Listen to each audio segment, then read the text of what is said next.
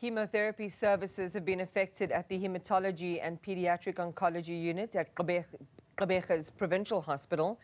The Eastern Cape Health Department has reportedly not paid its pharmaceutical suppliers.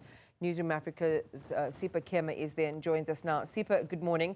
Before we get to how the hospital administration is planning to address this, how's this affecting patients?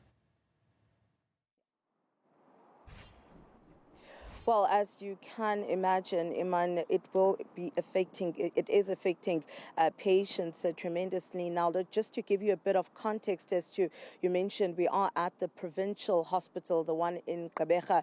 Now, two of the departments, which is Hematology as well as the Paediatric Oncology department, are here. Now, this is part of an extension of the Livingston Hospital, where the main oncology department is operating from. So two of those departments are here. Now, it's reported that patients with a treatable cancer, such as Hodgkin's lymphoma, are also some of those that are currently at risk, as said that the medication that they are currently being given are on a second-line medication. Now, the efficiency of this medication has also come into question, whether or not it is efficient to assist those cancer patients. Now, we will be speaking, as you mentioned, later on with those patients, so we can hear exactly from the patients as well as a parent of one of the children currently in the pediatrics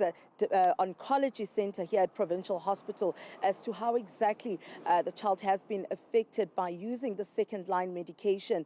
Now, this was one of the reasons this was brought to attention was an oversight visit by a member of the Provincial Legislature, Jane Cowley, who's part of the health portfolio, and she mentioned some of the issues at hand that they stumbled across when it comes to treatment, as well as the medication issue, and also problems with payment with pharmaceutical suppliers. This is what she had to say.